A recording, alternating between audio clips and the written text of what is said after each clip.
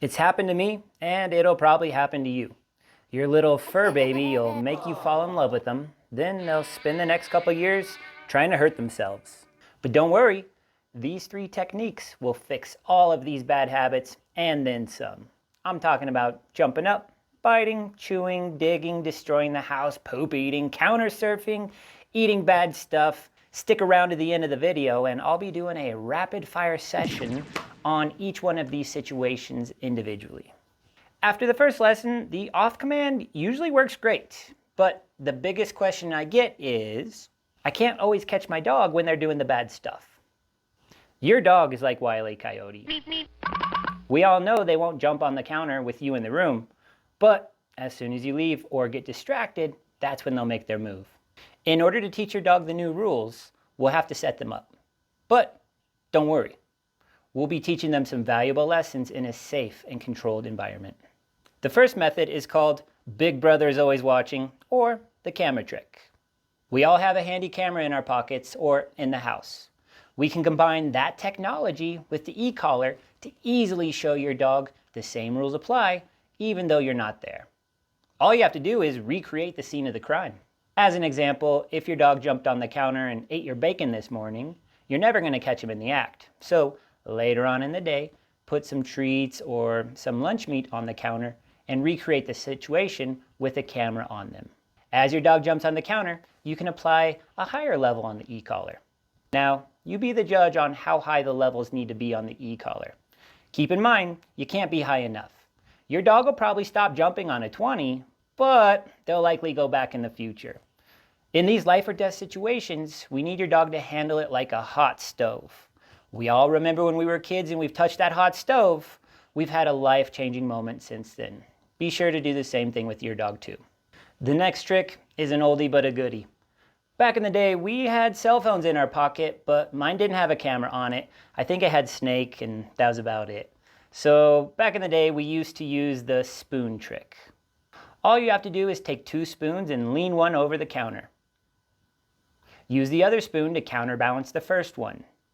You can put treats in the ladle of the spoon and then go in the other room and wait. The sound of the spoons will give you an audible alarm that the trap was set, and you can then have God drop a bomb using the e-collar. And the last trick is my personal favorite. It's the Snappy Trainer. It's a mousetrap with a paddleboard attached to it. The red paddle makes it so the trap doesn't hurt your dog, but it scares them, and they avoid the situation like COVID. Your dog's super smart, so you can combine the different methods to teach your dog that Big Brother's always watching. Now, all this makes sense, and you're ready to go teach your dog, but something strange happens to most people at this point. The mama bear in us kicks in, and we subconsciously want to protect our puppies at all costs. Your brain will lie to you and it'll say, no need to do it. My dog won't do it again. It just happened those 8 times. My puppy said sorry. I love him. I don't want to scare him. To fix this, all you have to do is set aside 10 minutes every night for entrapment time. After multiple consecutive times catching them, they figure it out really fast. All right. Here we go. We're going through the rapid fire session. I'm going to talk about some ways to fix each one of these ways. Ways to set your dog up. First, jumping up. We know your dog will jump up when someone else comes in the door. So have them text you 5 minutes before they get there. That'll give you time to grab the remote and collar, make sure it's on, and you'll be able to catch your dog from across the room when they walk in. Biting and nipping. This is a big one with puppies. They always like to nip the kids when they run down the stairs or they have long sleeves on. You're never going to catch a puppy in the moment. So instead, when it happens, have your kids let you know. Have them go put on a long sleeve shirt and then run by when you're ready and you'll be able to catch the puppy. Another trick there, you can put a long leash on to help slow your puppy down in the moment if needed. Chewing stuff, super easy. Keep whatever they chewed up. I usually dip it in peanut butter, or if it's shoes, I put treats in it. I put the item back at the scene of the crime, and then I do the camera trick there. Works great. Digging's a fun one. You can put treats in the hole and catch them from a distance, from inside even, using the e-collar. You can show them Big Brother's always watching. Some old school tricks too. You can take some cayenne pepper and sprinkle it in the spot they're digging. You can also take their poop and put that in the area they're digging, and they avoid that like the corona. So that's another way too.